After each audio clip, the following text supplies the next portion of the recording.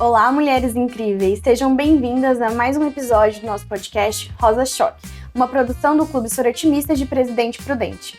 Hoje vamos falar sobre um tema sensível, íntimo e muitas vezes silencioso, a infertilidade.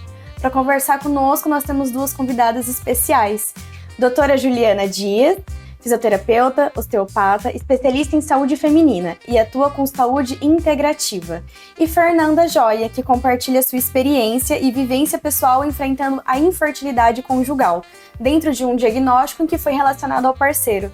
Sejam bem-vindas, doutora Juliana, Fernanda. Obrigada. Solta a voz, com coragem, vai mais além e não se cala. É Rosa Choque poderosa, aprende, levanta, floresce. Com força e garra acontece. É Rosa Choque vitoriosa. Bom, vou começar aqui com a doutora Juliana. Doutora Juliana, o que é considerado infertilidade e quando que o casal deve buscar ajuda? É considerada infertilidade quando o casal ele está sem uso de nenhum método contraceptivo por 6 meses a 1 ano. E é onde esse casal ele tem uma frequência de relações sexuais por pelo menos 3 vezes por semana, mas ainda não atingiram o objetivo principal, que é a gravidez. E quais são as causas mais comuns da infertilidade, tanto a feminina quanto a masculina? A infertilidade feminina ela tem várias causas, desde malformações congênitas, malformações uterinas, por exemplo, um útero bicorno, que é uma membrana que divide ali o útero, isso impossibilita o desenvolvimento do bebê. Pode ser também por ausência de menstruação, por endometriose, por miomas, quando esse mioma ele é muito grande, quando ele é muito próximo da camada mais interna do útero, que é o endométrio, corre risco desse bebê não conseguir se desenvolver e provocar abortamentos. Também casos de obstruções das tubas uterinas, sendo que essa obstrução ela pode ser por endometriose ou por fibrose. Isso dificulta também a fecundação. Pode ser também por ausência de útero, quando essa mulher ela é considerada estéril, mas isso hoje já pode ser revertido, porque existem os úteros doadores, né? As mulheres que oferecem o seu útero para gestar. Até eu fiz um programa com uma paciente onde ela pegou um óvulo doado com um espermatozoide doado, porque o marido era infértil. E ela não, mas ela pegou um óvulo doado e ela gestou. Então, é como se fosse uma adoção, né? Mas onde ela mesmo gestou aquela criança. Então, selecionaram as características ali mais próximas do casal. E também a menopausa propriamente dita. Mas isso também é reversível, porque hoje existe a ovodoação, onde essa mulher ela pode pegar um óvulo doado e implantar com o espermatozoide do seu parceiro. Certo. E como a fisioterapia pode ajudar essas mulheres que estão aí na tentativa? No caso, não é nem a fisioterapia, mas eu tenho um programa de fertilidade, onde nesse programa a gente trata as situações conflitivas emocionais por trás da infertilidade. Então, nós não podemos deixar de considerar as causas da infertilidade segundo a medicina convencional, mas nós devemos levar em consideração essas causas conflitivas emocionais. Então, existe um pano de fundo, existe uma dinâmica oculta por trás da infertilidade. Então, nós devemos entender que a gente faz parte de um sistema e tudo começa ali dentro do sistema.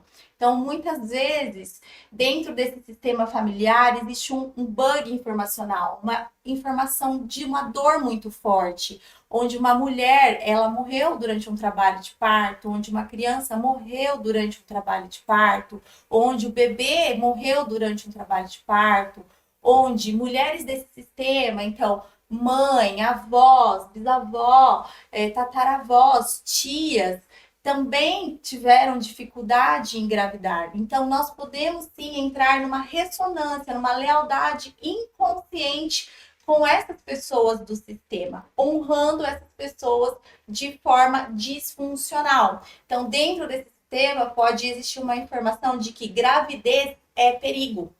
Então, como uma forma de proteção, essa mulher, ela trava o centro da fertilidade. Nossa, era a minha segunda pergunta, era falar sobre a questão do impacto emocional. Isso é novidade, assim, eu não sei se tantas pessoas têm essa informação, né? Que vem de um sistema mesmo. E fora isso, existem as crenças que são altamente limitantes. Então, quando você acredita que você não é capaz, que você não é merecedora, que você não pode, esse sentir, ele vai fragilizar ali aquele órgão, aquele tecido, desencadeando uma perda da função ou um aumento da função. Então, existem muitas mulheres que vêm com crenças do tipo, eu não dou conta de tocar uma gestação até o final, eu não sou merecedora de ser mãe, eu não dou conta de cuidar de um bebê, gravidez não é para mim. Então, tudo isso interfere. Então, essa crença mãe, essa crença raiz, ela pode fazer toda essa alteração no funcionamento, na liberação dos óvulos, no desenvolvimento das doenças do corpo. É quase uma entidade, né? A palavra mãe. A gente é tão grande que isso pode, inclusive, bloquear uma gravidez. Bloqueia mesmo, e até o fato, assim, de dentro do sistema, se essa mulher, ela teve vários abortos, perdeu o primeiro, perdeu o segundo, perdeu o terceiro, então um bebê, ele já vem em lealdade inconsciente com o outro, em uma crença de não posso permanecer na vida, não sou merecedor da vida. Então, a permissão é algo que também entra muito nessa questão, porque o que é a permissão? É aquela validação que nós damos para nós mesmos diante da nossa vida. Só que eu posso não me permitir, ou essa validação ela pode vir de outra pessoa ou de outras relações. É o eu não posso. Sabe quando alguém fala uma frase muito impactante que você guarda, que você traz desde a sua infância, e é como se fosse um sentenciamento, como se tivesse batido o martelo do juiz? Então, essas questões entram muito na falta de permissão. Então, às vezes, é melhor eu não engravidar e viver essa liberdade continuada do que viver uma prisão em ter filhos. Então, é melhor eu não me permitir engravidar, porque se eu me permitir, se eu engravidar, talvez eu não vou poder mais salvar o meu pai, talvez eu não vou poder salvar mais a minha mãe. Então, eu vou ter que tirar o meu foco da família de origem, porque agora eu vou ter que focar na minha família atual. Então, eu prefiro, às vezes, não me permitir. Nossa, é realmente um mundo novo.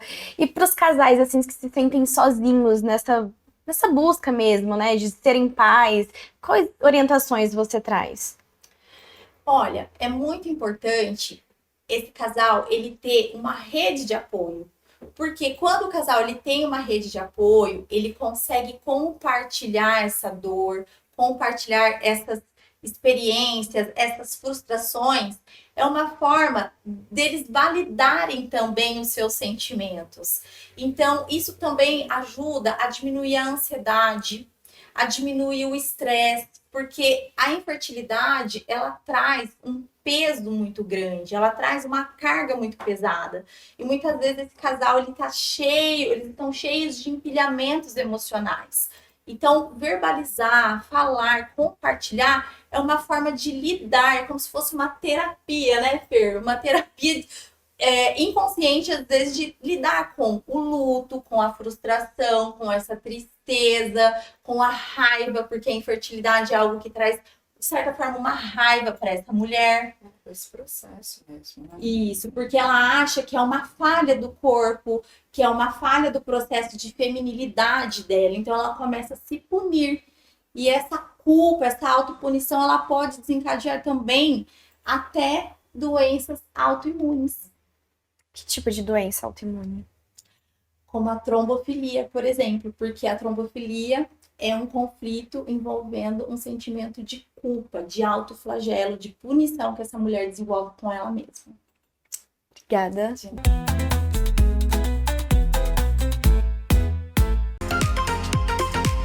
O Centro Universitário Cidade Verde, UniCV, de Maringá com polo em Presidente Prudente oferece cursos de graduação e pós-graduação com nota máxima no MEC. O UniCV tem o curso certo para você. Fer, já estou íntima, Fer. Como foi para você descobrir o desafio da fertilidade que vinha do seu parceiro? Comigo foi o caso contrário, né? Que a gente tá falando, né? De ato relacionado com a mulher. E tudo que você falou faz sentido essa questão, assim, por exemplo, das crenças. Vou começar daí, né? Eu sempre fui uma menina e uma mulher que eu não sabia muito se eu queria ser mãe, né? Então, como eu passei por muita dificuldade lá de trás, da minha história de vida, eu coloquei, assim, na cabeça que eu coloquei assim, vamos pensar com um sabotador aí. Acho que eu não quero ser mãe porque a minha irmã perdeu um filho aos 17, eu não lembro muito bem, eu era piquitica, né? Então passou por todo aquele processo pelório, eu levava pra minha terapia. Então, mas eu acho que é por causa disso. Aí depois, aí fiquei um tempo. Não, acho que aí investigando, não tem nada a ver com isso, porque também essa questão, muitas vezes que a gente traz uma crença, eu coloquei uma crença na minha cabeça que era porque minha irmã teve, perdeu, e por causa disso, por tudo que nós passamos, e acho que não é pra mim, né? E eu tava numa busca incessante da minha carreira profissional. E aí depois, em terapia, fui trabalhar. Será que foi também que eu não quero ser mãe porque a minha mãe não me quis? Né? Aí, obviamente, fui descobrir depois de um período, até em um dos programas que eu fui e falei, que não era que ela não me queria, mas porque desde o útero o bebê sente, né? Então, o que eu registrei? Que a minha mãe, ela não me queria, ela não me desejava, mas o externo é que ela tinha medo de me ter, porque houve um certo diagnóstico precoce que eu poderia ter um problema físico ou mental, porque nós temos, né, muita genética, família e tal. Aí minha mãe teve medo, naquela pobreza que a gente vivia lá atrás, como que eu vou cuidar desse ser? E agora? E ela tinha 5 meses, e eu registrei de outra forma. E por longos anos eu levei como uma rejeição. Imagine isso. E depois, teve muita história por aí, né? Mas quando aí eu fui levando isso em terapia assim, acho que eu não preciso, acho que não é pra mim, acho que é crença, aí desculpa que não tem nada a ver com a minha mãe. Aí vem o meu marido naquela buscativa de vamos ter um filho, né? E eu assim, a gente vai. Quanto tempo vocês tentaram? Olha, na verdade, quando ele falou é a hora, vamos lá, eu parei, né, de tomar o remédio e a gente falou assim, deixa acontecer. Eu tava na metade aí da faculdade de psicologia na época. Então, dali, eu fiquei assim, à la vontade, e não vinha. E não vinha, e não vinha, aí ele começou a encucar. Pra mim, eu tava aqui, vamos terminar a faculdade, né? Eu preciso fazer a faculdade. Pra mim, ainda naquele período, tava tudo ok. Quando ele começou a encasquetar e começou a vir assim, vamos procurar ajuda, que realmente a gente foi para médicos e tal, e aí tem o espermograma e tudo mais, aí a gente foi descobrir, ele não tava com, como que chama? Acho que é azoospermia? Azoospermia. Ele não tava exatamente com isso. O que precisava acontecer? Que ambos médicos que a gente foi, ficou nenhum que era muito amigo nosso, era ir direto para a FIV. A inseminação em si, ele já viu que não ia dar muito certo, estava meio fraquinho ali o espermograma dele e tal. Então, a gente teria que ir para a FIV. A FIV é uma questão muito mais cara, né? Então, a gente foi... quando, na verdade, ele descobriu que o problema era com ele, teve uma trava muito grande. E pra você? Qual foi seu primeiro sentimento? Eu, na verdade, eu fiquei assim, impactada. Eu falei assim pra ele, amor, vamos ver também, vamos investigar se não é comigo, né? E aí o médico falou, calma, também tem que fazer todos os exames nela. Quando a gente voltou e mostrei que comigo tava tudo bem na época, e ele teve realmente, ó, o negócio é com você, ele ficou mal. Mal mesmo, depressivo, passamos por maus bocados, porque a gente ele naquela culto super inteligente, mas aí o homem macho queria ser papai e mamãe. Entendeu? Como assim? O meu sonho de vida. E eu vou ter que passar por esse processo. Então ele deu meio que uma brecadinha. Entendeu? Aí foi um sentimento, porque aí veio despertando em mim. Entende? Eu levando isso tudo pra terapia, tá? Esse trabalho aí, ele também foi pra terapia. Então despertou em mim. Acho que isso vai ser legal, né? E estava super aberta. Vamos fazer. E nesse processo, eu acho que a doutora Ju pode falar muito melhor, que quem sofre muito é a mulher. Porque é muito hormônio, é uma bagagem de coisas que nós temos que fazer. Mas eu estava aberta, né? E aí, quando ele foi, aí a gente viu a questão financeira extremamente cara, muito cara. Então, ele recorreu à família dele, que tem posses e tal. Então, teve a primeira negativa, né? E aí ele ficou extremamente mais frustrado ainda. A família não deu permissão. A família não deu permissão. Aí a gente entra na parte da Ju. A família não deu essa permissão. Ficou meio negativa. Ai, filho, será? Será que vocês estão preparados? A gente estava casado já há mais Mas já tinha o diagnóstico dele. Aí já tinha. Aí a gente tinha que ir pra FIV. Então ele foi recorrer lá. Aí teve assim, será? Acho que são novos ainda, assim, não muito querendo. Espera mais um pouco. Isso mesmo, né? Então deu outra brochada mesmo nele. E depois teve uma fala assim, olha, a gente paga metade. E nessa metade, a outra metade era muito cara. Lá a gente não estava numa situação tão boa de vida, de recursos, de buscar, enfim.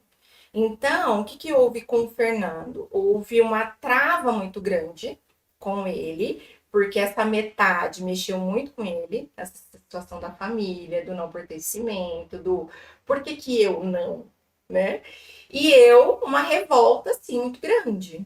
Porque aí já tinha despertado muita coisa. Aí ele deu essa travada, essa bloqueada, e ambos em terapia. E a gente deu como se fosse uma pausa nesse processo. E a gente foi viver meio que um luto ali, né?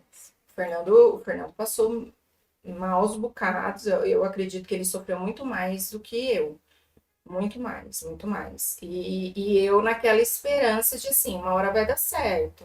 A gente vai conseguir, a gente vai realizar isso, a medicina está super avançada, porque o tempo vai correndo também para a mulher, né? Isso. O tempo vai correndo para a mulher.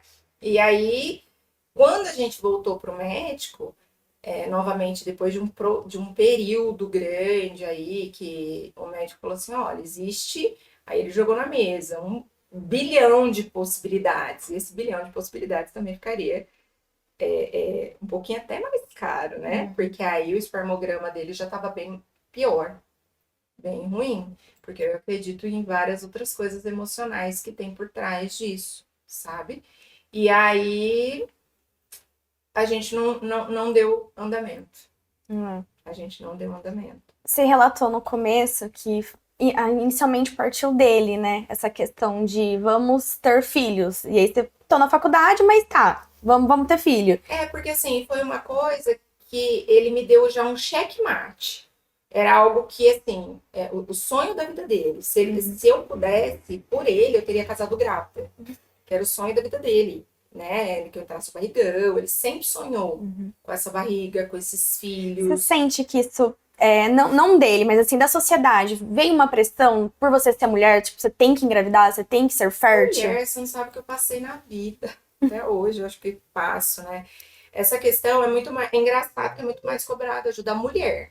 é muito mais cobrado da mulher, e o homem, ele fica só assistindo o processo, né? Então, a mulher que passa pela bateria de exame, pelos exames mais complexos, pelos exames mais caros, e aí o homem tá ali de espectador do processo. Então, realmente, o foco é em cima da mulher, e até existem homens que não aceitam fazer o espermograma, por quê? Pela crença e por achar que isso afeta a masculinidade dele, né? Exato. As pessoas linkam a infertilidade com a virilidade, e uma coisa não tem nada a ver com a outra. outra. E isso associou. Eu posso dizer que isso associou com meu marido. Tipo assim, como assim eu tenho que fazer alguma coisa, né? Eu sou Ué, Eu sou macho. Mas não é só a mulher? E aí o pessoal cobrava, assim, desde quando a gente casou, aquela questão é sempre da sociedade. Você namora, você tem que noivar. Aí depois você noiva, você tem que casar. Aí você casa, você tem que ter uma casa própria. Aí da casa própria você tem que estar bem financeiramente. Agora, os filhos.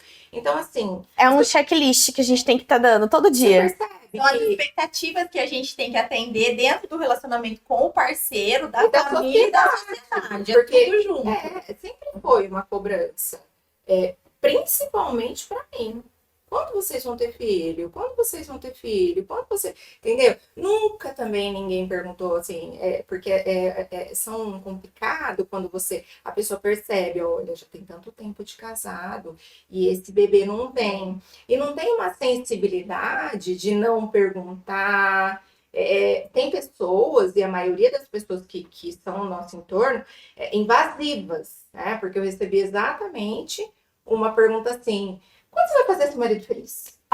Né? Que até agora tá infeliz, né? Não tem Que filho, tá infeliz. Tá infeliz, mas quando eu vou fazer, ninguém perguntou quando ele poderia me fazer feliz. Porque aí o problema estava em quem? Em você. Ele estava comigo, mas quem que estava infértil ali na situação? Ele. E você percebe como ninguém perguntava para ele: quando você vai atrás, Fernanda, né, vira um filho para esse casal, vocês têm condições, a sua família, dá para ir para os Estados Unidos se vocês quiserem fazer alguma coisa, e sim, poderíamos, né? Mas ninguém vai para o homem, vem para a mulher, né? Então, assim, eu tive eu falo que foram duas perguntas bem marcantes. Essa é quando eu vou fazer o Fernando feliz, e outra que quando eu iria ser feliz. Né? E nesse dia eu perguntei: quando que filho é sinônimo de felicidade? Aonde coloca? Não, porque é onde você se sente completa. E onde está a completude? Então, assim, eu falei: eu não vou nem entrar nesses mais profundos com essa pessoa X, porque não compensava, sabe? Você tem que, depois de um certo tempo, eu fui escolhendo as lutas que eu queria ir, as brigas que eu queria. Demanda muita energia, né? Demanda muita energia. Então, assim, eu comecei a escolher para quem que eu ia, às vezes, justificar, para quem que eu poderia falar, ou simplesmente dar umas respostas. Aí você responde, às vezes, de uma maneira muito objetiva, você é grossa. Entendeu? Então, assim, foi nesse processo, mas, assim, o baque foi muito grande. E por mais que a Fernanda estava no meio da faculdade, e aí chegou no final, que eu tava assim, agora eu posso, né? Aí também me frustrei, também entrei num sistema aí que a gente pensa emocionalmente complicado, porque o casal viveu isso. E além da terapia, assim, você disse que vocês fizeram terapia esse tempo todo. Teve alguma rede de apoio? Teve apoio emocional? Ou você preferiu só tratar isso em terapia e silenciou? Não, eu tive apoio emocional na minha terapia, da minha família. Entendeu? Nem, assim, não consigo dizer aí de mais pessoas. Fernando, apoio emocional, meu. Isso é muito triste, sim. E é muito importante o papel, puxando o gancho aqui da Fer, é muito importante o papel da mulher nesse apoio em relação ao preconceito que o homem também passa. Porque hoje em dia a infertilidade masculina, ela tá vindo muito à tona também. Então, é muito importante essa mulher acolher esse homem, favorecer para ele um espaço seguro para ele externalizar os seus sentimentos, as suas emoções, as suas frustrações. É muito importante ela manter uma conexão mais profunda com o parceiro, até para ele diminuir essa ansiedade, né? Então, assim, a mulher, ela tem um papel fundamental aí nesse suporte emocional com o parceiro. E é algo assim que é delicado de falar, Ju, porque assim, as pessoas, que eu acho que isso aí, esse assunto, tem que vir mais à tona ainda, sabe? Tem que ser mais explorados em mídias, em palestras, em tudo, porque assim, é muito delicado, tanto para o homem quanto para a mulher, né? Mais para mulher, mas assim, né? Realmente, quando você fala do homem se sentir também, às vezes, inferiorizado, os amigos todos com filho, quantas vezes a gente foi em aniversário de criança dos nossos amigos e nos sentindo um peixe fora d'água? Porque não tem filho. Entende? Quantas vezes as pessoas falavam assim, ah, mas é melhor não ter mesmo, filho dá trabalho. Mas não sabe aquela dor que estava gerando? O filho dá trabalho, mas você sabe se esse casal, se esse filho que dá trabalho, a gente quer. No entanto, quando a gente, nós falamos em adoção, também foi outro preconceito. Vocês estão loucos? Pelo amor de Deus! Criança adotiva é tudo problemático, É tudo problemático, vocês vão ter que ficar de noite em terapia, porque você não sabe o que vem com a genética dessa pessoa. Tá, mas assim, ninguém respeitava o que nós estávamos pensando. E quando o Fernando chegou para mim e falou assim, o que eu vou fazer com você? Porque ele estava já numa situação, assim, tá, e aí? Né? Eu não posso impedir que você vá querer construir uma família, como vai ser isso? Eu disse para ele, eu tô com você, independente. Eu casei com você e eu vou aceitar essa situação com filho ou sem filho. Eu vou aceitar o seu destino. Eu vou aceitar o seu destino. Então, assim, naquele momento, Juliana, eu vou falar para você que, assim, foi uma decisão de falar assim, eu tô com você, mas para mim não foi fácil. Entendeu? Eu quis honrá-lo. Eu quis honrar aquilo que eu acreditava, no amor que eu sinto por ele, naquilo que eu queria com ele, na construção de vida que eu podia ser feliz, eu e ele, a minha família virou eu e ele. Sim, e assim, muitas vezes o casal não vai conseguir ir para o próximo nível, porque a partir do momento que você tem um filho, vocês saem da esfera de casal, vocês vão para a esfera da família.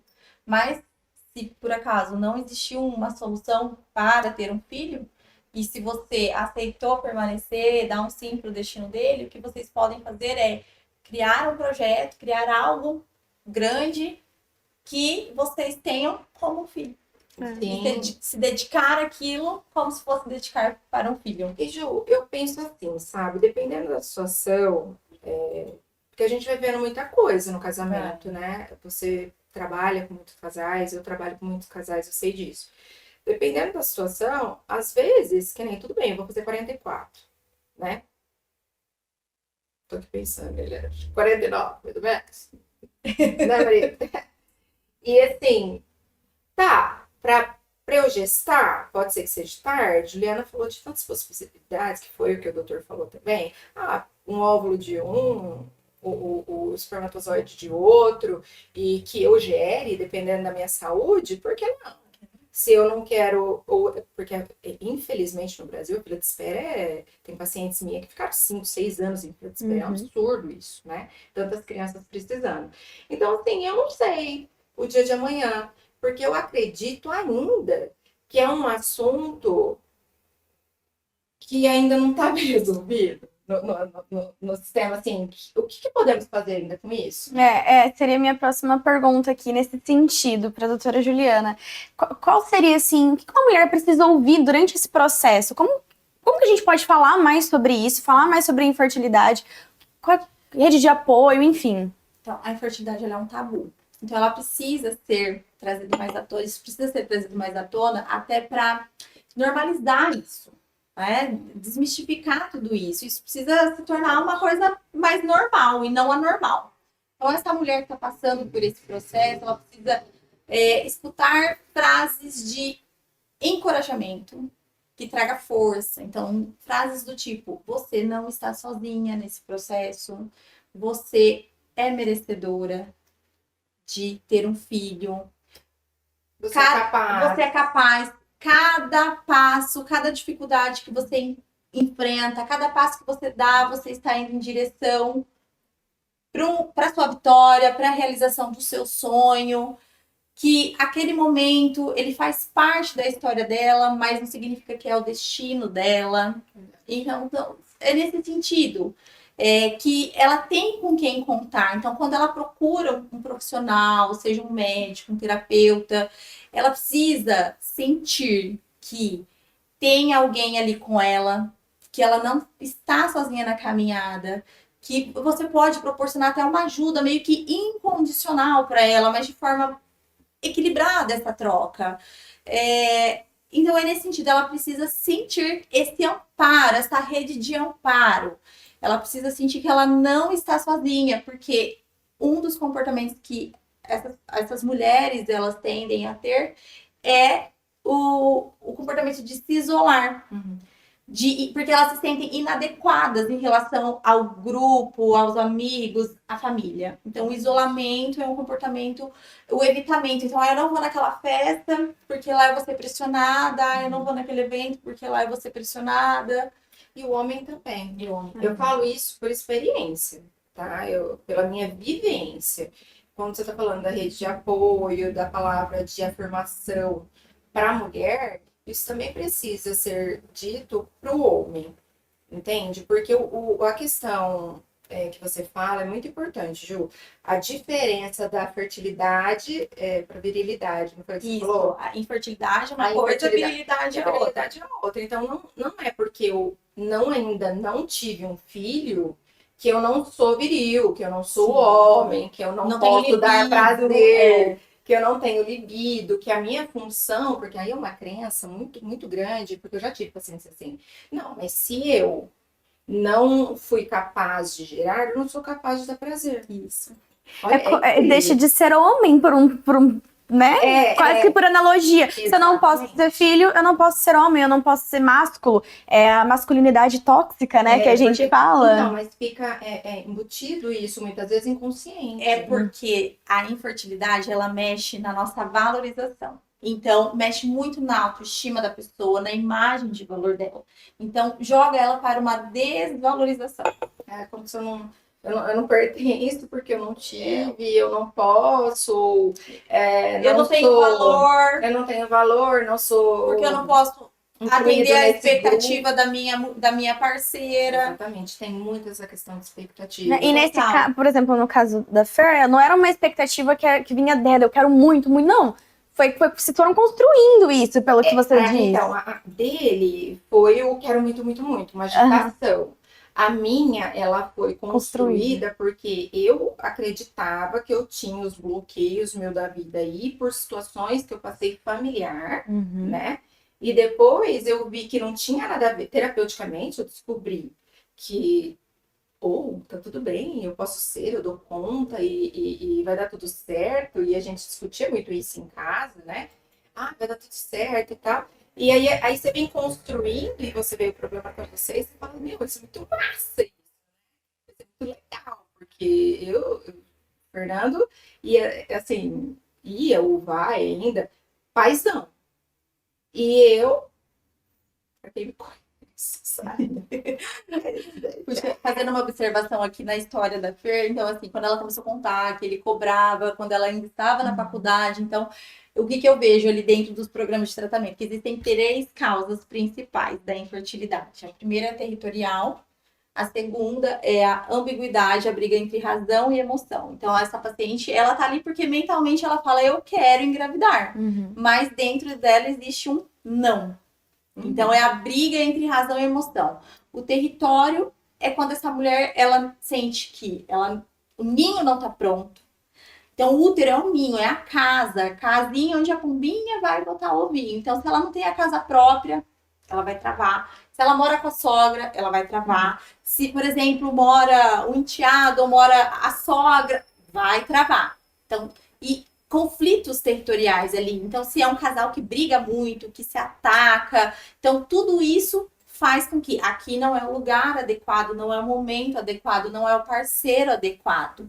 Então, território, ambiguidade e dificuldades dentro do relacionamento. Ô, Ju, entra também uma coisa, eu não sei em qual dos três entra aí que você falou, mas tem mulheres que eu percebo quando vai para o consultório, tá? Aí já é uma coisa que eu recebo e você vai entender. Quando a mulher é casada com um bebê. Ela já tem um filho. Ela já tem um filhão. Então, quando vem para ter um filho, que as mulheres me falam, como que eu vou cuidar de dois? Para ter o segundo filho. Ela acha que ela não vai dar conta. Ela não vai dar conta, porque a rotina é corrida, porque financeiramente não vai dar conta, o marido não vai conseguir prover, então ela não sente, às vezes, o que o marido provê, que vai ter a proteção, que ela não tem uma rede de apoio feminina. Porque ele não se põe no papel do homem lá. Ele se comporta como uma criança, pede validação, só falta pedir TT. É assim, eu já tenho. Eu já tenho um filho, que é o parceiro. Que é o parceiro, vou ter outro filho. Vou ter outro filho, então. Se sentir sozinho. Que aí vira uma maternidade solo dentro de uma relação. Exatamente, porque eu já tive um que eu posso dizer que me marcou muito, que quando eu tava atendendo o casal, fiquei com ele, e eu disse isso pra ele. Eu falei, você compete com seu filho. Quando ele tá mamando, você quer o outro mamar. Você quer o outro TT. E ele, você tá louco. E aí, no decorrer terapêutico, ele reconheceu que ele queria mais atenção da mulher dele e menos pro filho. Olha a loucura. Aí tem toda uma história aí. Mas o que acontece também? Existe uma ordem. Então, quem veio antes? O parceiro. A criança é prioridade, mas ela veio depois. Então, até os 3 anos, a criança é prioridade. Ela entra ali no meio do casal. E, às vezes, a criança, esse espaço do lado da mulher está vazio, porque o homem está focado para fora, buscando trazer mais recursos, desbravar território. E aí, essa criança entra no lugar do parceiro. Então, essas questões de desordens também interferem na questão do engravidar.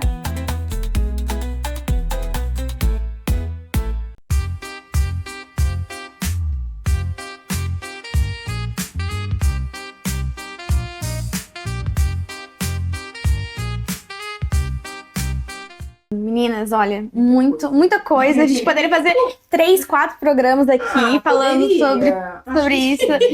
Vou solicitar aqui para a direção. Tem muita coisa legal, porque é o que a Ju fala. Eu acho que a gente precisa desmistificar, dar uma naturalizada, porque é muito complexo o tema, que nem ela traz, esse ato de dentro, eu falo do emocional e de vivência. Porém, quantas pessoas sofrem com isso e quantas pessoas têm dúvida sobre isso. Então, eu acredito que esse programa vai ajudar muito. Queria que vocês deixassem uma mensagem final para casais que estão passando por isso. Você com a sua vivência, você com a sua experiência, mas você também com a sua experiência, claro. E abordando um pouquinho essa questão também do preconceito, né, dentro dessa mensagem. Eu queria deixar uma frase.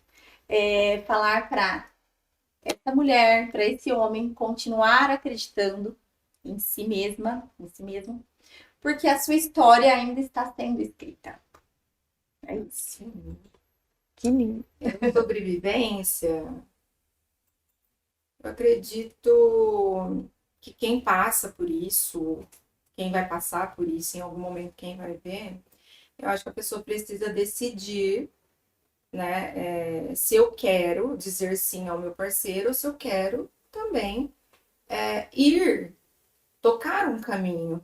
Por quê? Porque depois não adianta ficar levando essa culpa para o outro durante uma vida, né? E para a sociedade em si, eu acredito, eu diria assim, seja mais empático, analise mais a situação, cuidado com os apontamentos, com os julgamentos. Eu acredito que cada um tem a sua dor, então a gente não sabe da dor do outro e não dá para medir com a régua do outro, né? O que funciona para um casal não vai funcionar para o outro. Então, assim, eu acho que o respeito também, acima de tudo. E falando do respeito, às vezes por amor, é melhor liberar esse parceiro para que ele possa realizar esse sonho com outra pessoa. Que o amor também não é prisão. Não é prisão. O amor libera. Libera. Agora, se você está disposta a passar navegar por esse processo junto com a pessoa que você fique. Estejam Permaneça juntos. na relação. É isso aí. Meninas, doutora Juliana, Fernanda, muito obrigada por esse diálogo tão Obrigada a profundo, você. sensível e importante. Muito obrigada. A infertilidade é uma realidade que merece acolhimento, ciência, empatia e que esse episódio inspire mulheres e casais a se sentirem menos sozinhos nessa jornada. Compartilhe este conteúdo, siga o Rosa Choque e acompanhe o nosso trabalho aqui do Sorotimistas em Presidente Prudente. Até o próximo episódio.